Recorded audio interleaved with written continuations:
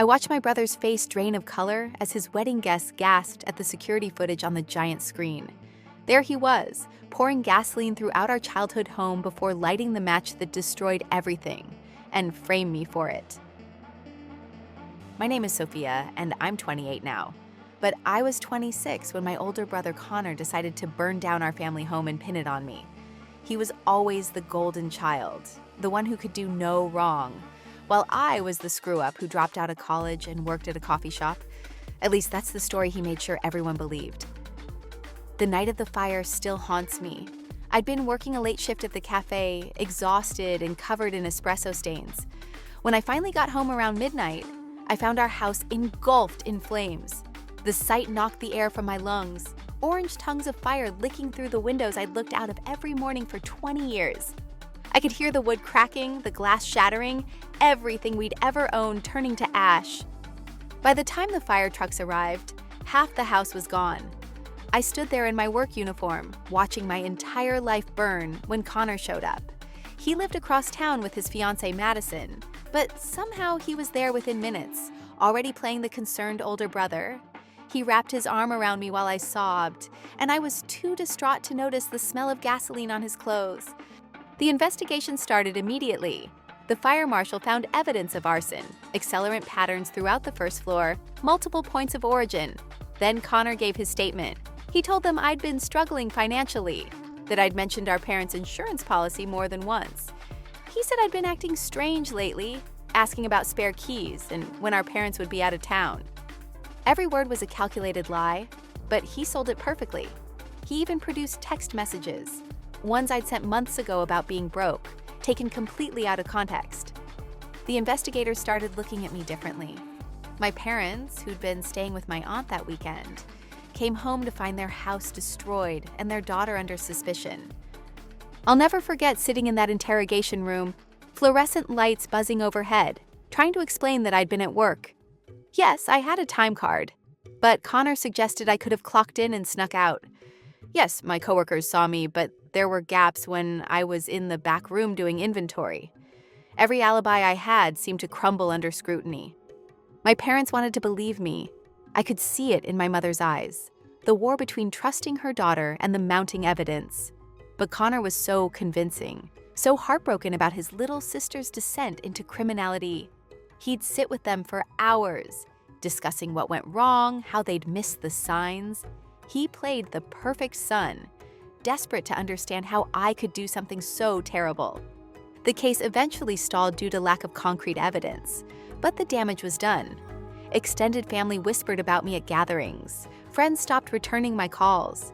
Even my job at the cafe became uncomfortable. Customers would recognize me from the news coverage and hurry out. I was the girl who allegedly burned down her own home for insurance money.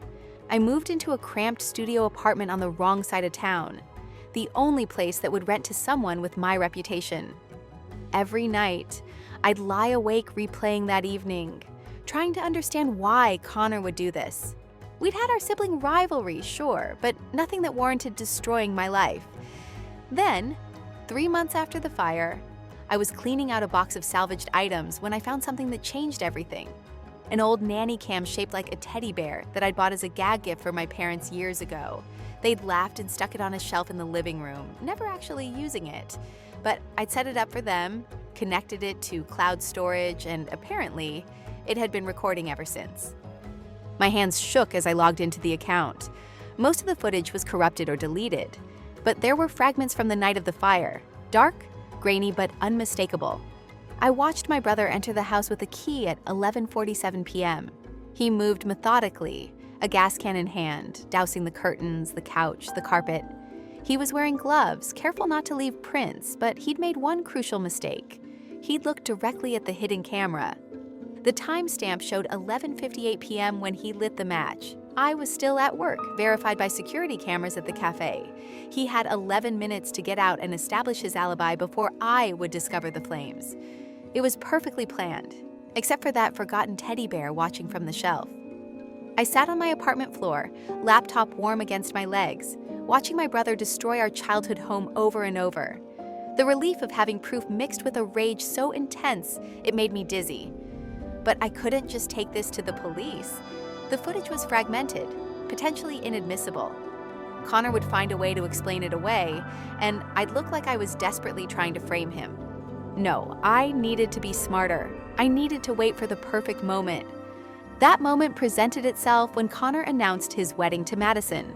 A lavish affair at the Grandview Hotel with 300 guests, including all our extended family, his colleagues from the investment firm, and her father's political connections.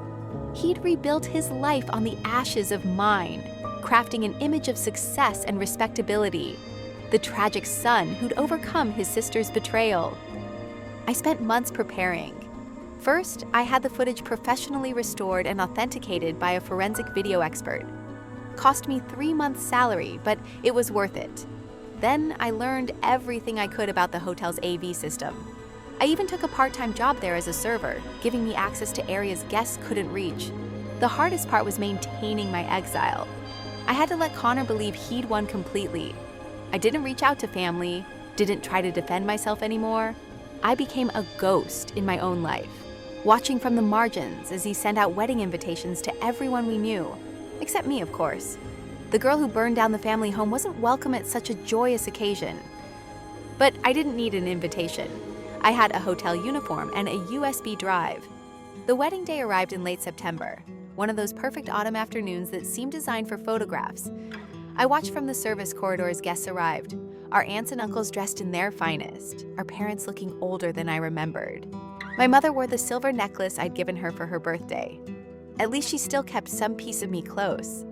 The ceremony was beautiful, I'm told. I was busy in the AV room, uploading my video file to the reception hall's system. My hands were steady now after months of planning. I programmed it to play during the best man's speech, right when everyone would be watching the screens for the slideshow of childhood photos.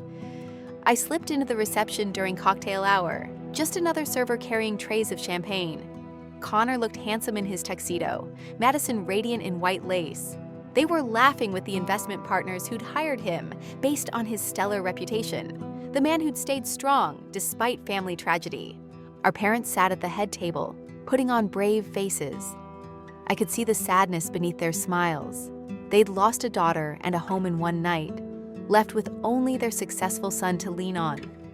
I wanted to run to them, to tell them everything, but I forced myself to wait. They needed to see the truth the same way everyone else would. The speeches began after dinner.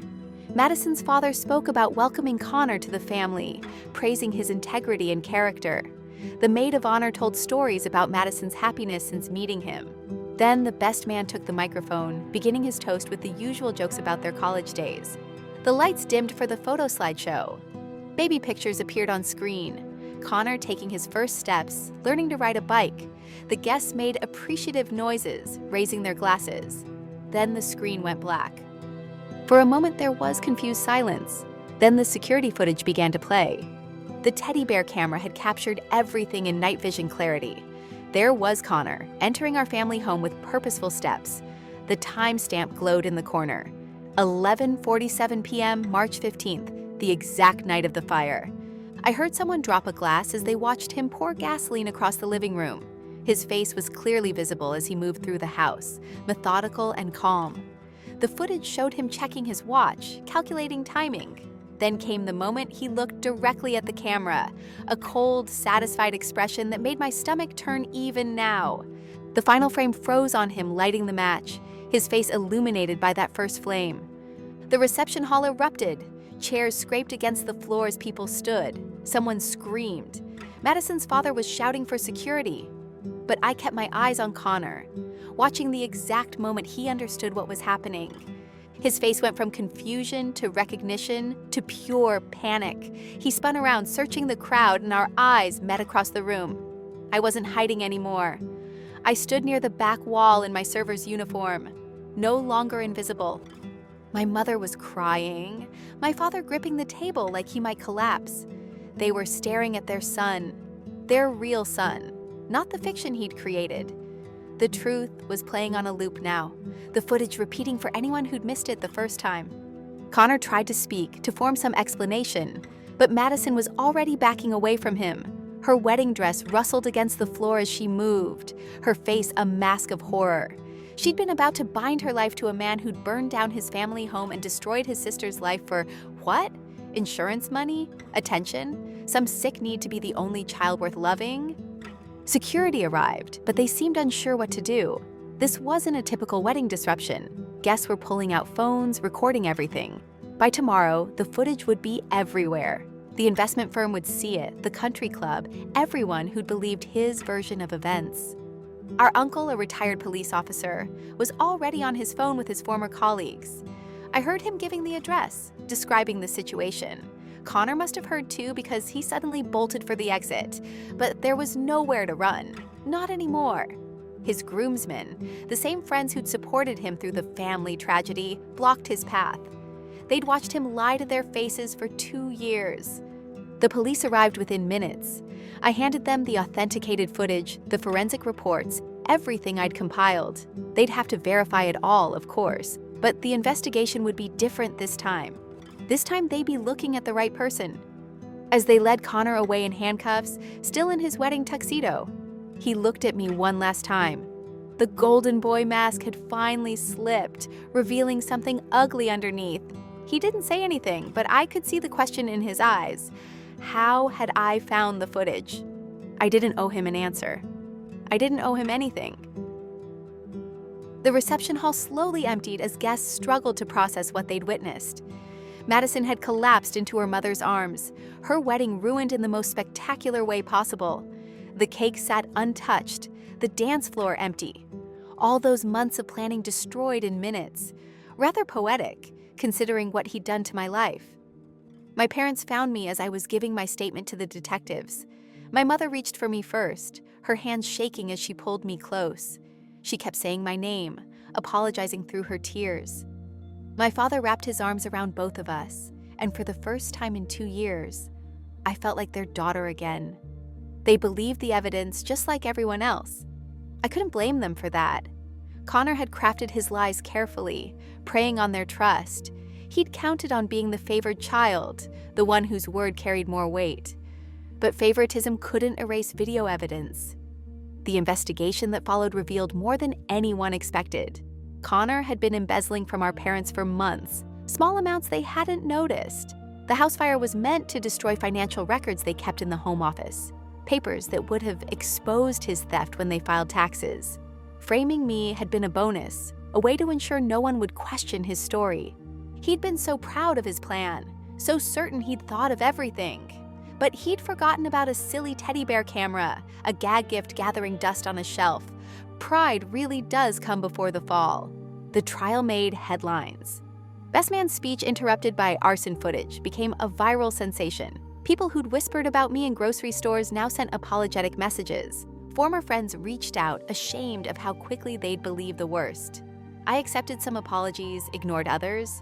2 years of isolation had taught me who truly mattered. Connor got 15 years. The judge considered the arson, insurance fraud, and what she called the particular cruelty of framing a family member. He stood there in his orange jumpsuit, no longer the golden boy, just another criminal facing consequences. Madison had already filed for annulment. Our parents sold the empty lot where our house once stood. They used part of the money to help me start over, a real fresh start this time, without the shadow of false accusations. I went back to school, finished my degree. The coffee shop offered me my old job back, but I politely declined. That chapter was over. Sometimes I wonder if I should have exposed him sooner, gone straight to the police with the footage. But I know Connor. He would have found a way to twist it, to create doubt. The wedding was perfect, public, undeniable, witnessed by everyone who'd enabled his lies. There was no spinning that moment when 300 people watched him commit arson on a giant screen. I still have nightmares about the fire sometimes. I wake up smelling smoke that isn't there, feeling that helpless horror of watching everything burn. But now I also dream about his wedding reception, about the moment his carefully constructed life imploded. Those dreams don't wake me up. My mother asked me once if I regretted ruining his wedding day. I told her the truth. He'd ruined it himself the night he lit that match. I just made sure everyone saw who really started the fire. The teddy bear camera sits on my bookshelf now, in my new apartment with proper locks and multiple security systems. It's no longer recording, Just a reminder that sometimes the smallest things can reveal the biggest truths. Connor had thought of everything except the possibility that someone might be watching. But someone's always watching, even if it's just a stuffed bear with a hidden camera. And eventually, the truth finds its way into the light, even if you have to wait for the perfect moment to hit play. These days, I work as a fire investigator. Turns out, having your life destroyed by arson gives you a unique perspective on the crime. I'm good at spotting when someone's lying about a fire, when the evidence doesn't match the story. I've learned to look for the things people forget, the tiny details that unravel everything. Every case is different, but the motivation often comes down to the same things: greed, desperation, the need to hide something worse. Sometimes I see shadows of Connor in the suspects, that same certainty that they're too smart to get caught. They never expect someone like me, someone who knows what it's like to be on the other side of the investigation. My parents visit regularly now. We're rebuilding slowly the trust that Connor burned along with our house. They keep apologizing for doubting me, but I tell them it's okay. He fooled everyone. That was the point. The hardest part is accepting that I'll never understand why. Why he chose destruction over asking for help. Why framing me seemed like a reasonable solution. Why he looked so satisfied in that video as he watched our childhood home prepare to burn. But I don't need to understand him anymore. I needed justice, and I got it. I needed my family back, and they're here. I needed my life back, and I built a better one from the ashes he left behind. Sometimes the best revenge isn't revenge at all. It's just revealing the truth and letting consequences do their work. Connor taught me that fire destroys everything it touches. But he forgot that some things are fireproof, like video files backed up to the cloud, like the truth, waiting patiently for its moment, like a sister who refuses to stay buried in the ashes of someone else's crimes. The wedding venue still calls occasionally, asking if I want to retrieve the items left behind, the guest book no one signed, the favors no one took home. I tell them to donate everything. Those artifacts belong to a story that ended the moment I pressed play. My story? It began again that day, in front of 300 witnesses and one very surprised brother. He thought he'd written my ending 2 years ago with gasoline and matches. Turns out he'd only written his own.